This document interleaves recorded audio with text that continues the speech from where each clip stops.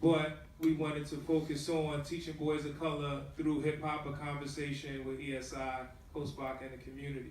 And so, yeah, the challenge for me with doing this chat in particular, or even doing Post-Bach, is like how when you're engaged in a conversation around hip hop and boys and hip hop and men of color, it almost automatically means a dismissal of a conversation with girls and women of color. And it's a very interesting space to be in, because there should not ever be a situation where it's like one over the other.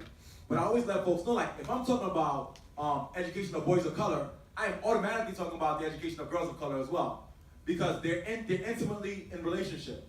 And when you talk about boys of color, it's not always about boys of color so they could be empowered. It also has to concurrently be a conversation about boys of color and also how they disempower. Does that make sense? So like, I'm focusing on boys of color is not a dismissal of conversations about other demographics, number one.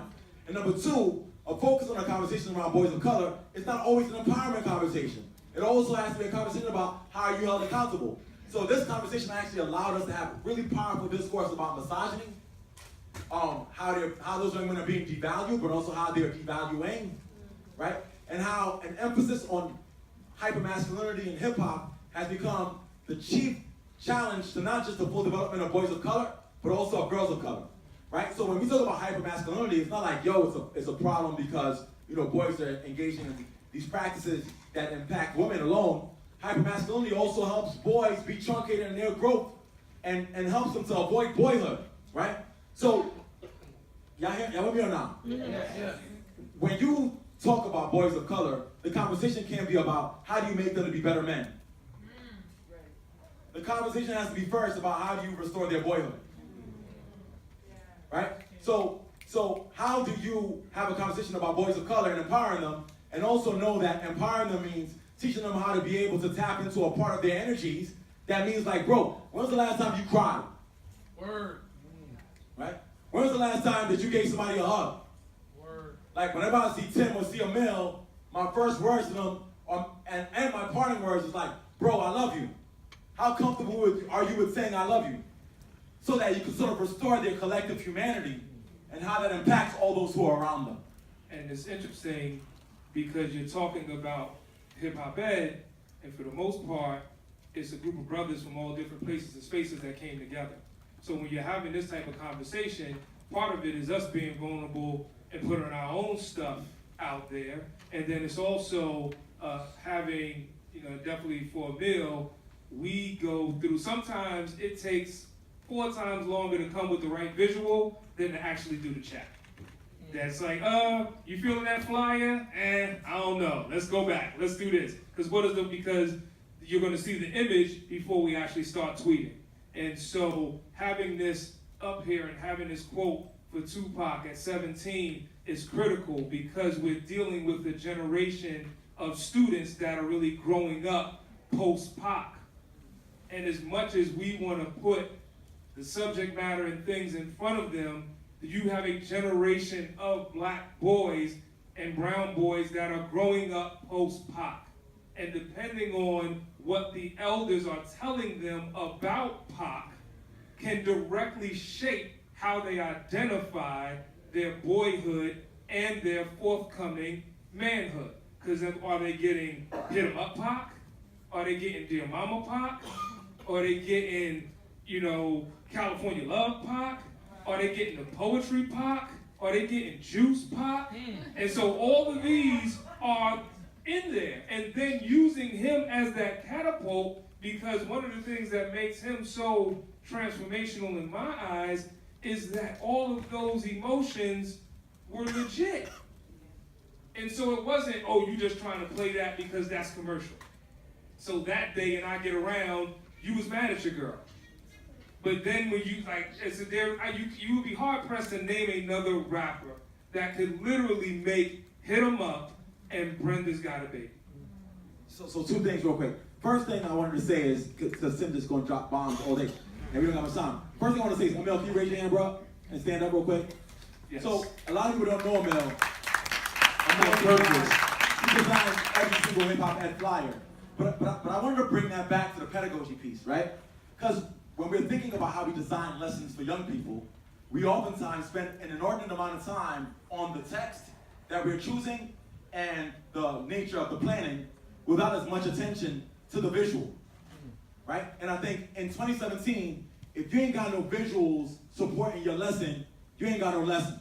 Like if you ain't got no visuals and you ain't got no narrative, you don't got a lesson plan. And so people are like, why y'all so deliberate about how the images look like? Because that's the most compelling piece of the damn lesson. If we did Hip-Hop every week and just put the text out there, folks would just not be engaged. And educators in this era, engaging in the hip-hop generation, that is sort of like moved by visual stimuli because they're more multimodal than ever before, have to understand that you spend as much time on your hook as you do on your content. And a mill forces us to do that, right? That's number one. Number two, around Pac, and you know,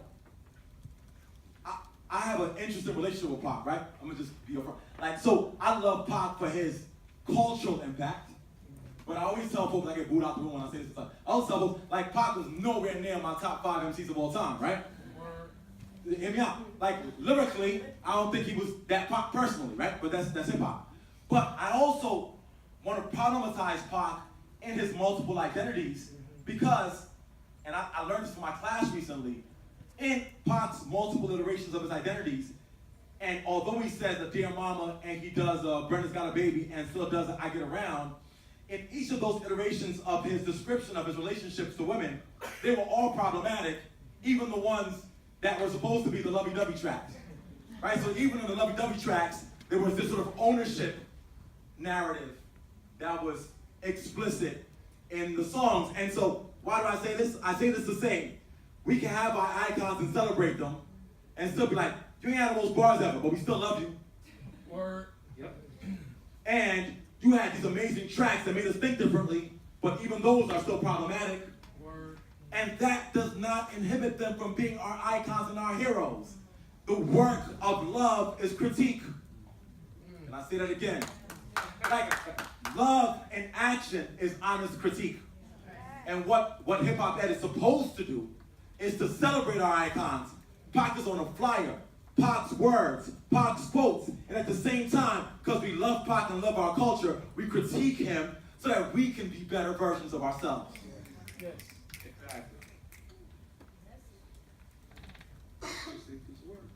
All right, so moving to the next one, because we are here and we are talking about what we're going to give to our children, and that is extremely important. But as Chris alluded to earlier, we learned early on we needed this space to become a space where we can start to heal and we can put our degrees down, our titles down, and just be. And so this is where we're talking about how to reflect, recharge, and reinvent as a hip-hop educator. Because, and we purposely said hip-hop educator and not just educator, because we would often hear from our educators the battles that they fight to integrate this work, so that they would come to something like this and get charged up and they have it down, and they'll mess around and spend their 3-day weekend refining the lessons, but then when they get to school and they got a playbook now full of audibles, and the coach is like, nah, you gotta run this same play. You better just line up and go through the A gap. And then now your back is against the wall because the car that you can see out your window in the parking lot, you still upside down on it, and so you still gotta pay. And so then it's like, how do you start to navigate? And so this was an important one that we wanted to have so that we can then support one another. And then the beauty of Twitter is we get to interact with people worldwide. And then you'll get that educator who may be off someplace and they think that they're alone. And so then literally we will be in the middle of the chat. Are there any educators that are in Iowa? Are there any educators that are in Wisconsin or this, that, and the other, to begin to create tangible communities from this virtual community? Yeah, and you know, we got a strong squad. We got Emil, we got Ian, we got Ed. But I always say to folks like the magic bullet, Dr. Liscott, yo. Like Dr. Liscott is so lit and so everything. And so her last session, I know you were in a joint, so you ain't catch the full joint, really is what this chat was about. Like this idea of how do you heal? Like how do you recharge? Like this idea of broken people break people. You know, no matter how many amazing lessons you've heard and want to go implement, if you hate school, hate schooling, and hate yourself, you ain't freeing nobody. Right? It's an exercise in futility. And so how do we go through that challenging process of healing ourselves in the process? Like, there are folks who are hip-hop educators who hate trap music. Let's go there. Because, look, we're all golden age. Even Guru came up here, we all, like me, I'm a golden ager. You know what I mean? Like, you give me some Wu-Tang. Like, the day my life changed when Jizzle was like, yeah, and you like the scholarship Wu-Tang. And I was like, oh, like, my life changed. I was like, I ain't gonna do anything else the rest of my life. You know what I'm saying? But we have to also understand what hip-hop is. Hip-hop is a form of expression of the marginalized and the oppressed. And when they choose a particular medium to be able to express themselves. So there's a kid that I'm working with who is a science genius, and he wants to hear Kodak Black. I know. And in my mind, I'm like, nah. You know what I'm saying? You know what I'm saying? Like, nah. But my heart is letting me know that that child has used that artist as his form of expression. Word. So what do? Do I police that young person the way that I was policed? No. Have I become so much a part of a system that oppresses that even though something feels uncomfortable for me, I replicate that process on somebody else? No. Knowing that by replicating that process, all I'm doing is not healing from the trauma of folks who told me that my music wasn't worth nothing back then? Like, are we policing folks' forms of expression? Are you willing to be able to sit back and let them lead you on what they need to heal with? And the idea behind this is, if you allow them to heal, you actually end up healing yourself. But it's gonna require you to be uncomfortable first. And so part of this process is like, how do you learn to become comfortable with the discomfort? How do you learn to be able to like allow them to share their own forms of expression and maybe introduce them to something different, right? Like Joe, do you know that you could be a poppin' positive trap artist? Like drill is just another form of expression. You could be drill and be conscious. But when we police drill, then they use that tool to do the most inherently negative thing. I always tell folks, if you do not welcome a person's form of artistic expression, it will find its way to be expressed anyway, but in opposition to school, education, and positivity. Yes. So, let me jump in. Yeah. It's gotten so bad that I've done focus groups where the young people will say, I'm not into hip hop, I'm into trap, I'm into drill. And so what we would just view as a subgenre, because we police it, because we devalue it, they then just take the disconnect and run with it. So then what will happen to the hip hop educator, they then will tell him, Chris, I thought that as soon as I said hip hop, I would be the coolest teacher. All of the students would just line up and be ready to do it. And then they're giving them the gas face, and then the problem is because gas face is a sign of your age. So, but y'all can figure it out when you get home, third base reference. So, it's then having to connect the dots and rebuild that bridge. And so you talked about that experience with that young person in Science Genius. Let's talk about having to deal with that with a 17-year-old son. Word. So I'm sitting here thinking, oh, I am raising a mini me until I come over and join the iPhone family and we share Apple Music, and then I'm going through his library. I was like, oh my God, I gotta listen to the Migos and this, that, and the other. But the beauty of it is then in having that dialogue, okay, we'll have potluck. You play a song, I play a song, and then in the midst of it, you'll find that there's some gems in there. So I'm not even making it seem that it's painful to do it, because that would be doing a disservice to the music that's out there today. So there's just a lot of prejudices and things that we have to break down. Hip hop did not stop in '88. Nope. Hip hop did not stop with the CDs. You have to understand. And then real talk, hip hop is not defined by Viacom. that we have to be willing to then be open to embrace the underground that hasn't even bubbled up. Because you can talk about the Kodak Blacks and the Lil Uzi Verts, but if you in DC, you know about Locksmith, you know about Fat Trell, you know about Shock Glizzy, and these are things that if you're not in the Beltway, you may not know. But if you're an educator and you walk in and you can start asking them questions about that, that's a level of credibility that's equal to you being at TC, and then I'm going to quote Socrates because I then want you to know that I understand philosophy. Quote Biggie out here, man. Forget the look. two things. Do not make yourself or me obsolete. Y'all listening? Yeah. Do not make yourself or those doing this work obsolete by defining what we do based on your own preconceptions of what hip hop is supposed to be. Because trust me, bro, you might be on your own. If you you know what I mean? Like, you might be on your own. Because I'm moving with the young folks. Where's Dr. Hicks Harper? Like, you see the OG back there? Definitely. Can you stand up for a second? And I'll put on blast because she had her 6th birthday in Jamaica yesterday, right? I'm not gonna say her age, but she's 60 plus a little bit, right? And she's still popping. You understand what I'm saying? Still willing to listen.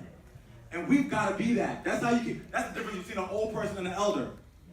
An old person has made themselves obsolete. You could be an elder and have old age, and they seek your wisdom. If your wisdom is no longer sought, you've turned yourself into an old person. You heard? So that's number one. And number two, I want us to all understand. When Frantz Fanon talked about the replication of oppression, What?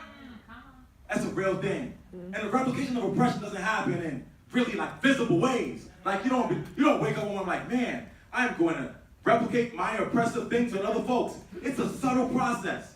When the analogy he laid out with the folks who were colonized in Algeria, they were colonized. The folks had them on lock and smash. Then they had a little bit of power. And the minute they had a little bit of power, they went back to their people and started using the same processes that the colonizer used on them, on folks who look like them, because they got drunk on a little bit of power that we got. Educators have been given a little bit of power. You got power in your classroom, you got a power of a degree, you got a power of an EDM or a PhD. Don't let that go to your head. Because once you get gassed off the degree, then you start replicating oppression. Then you make yourself obsolete. And you wonder why nobody want to rock with you. Because you're a sucker. Because you've allowed yourself to be seduced. Right? You've allowed yourself to be seduced by the credential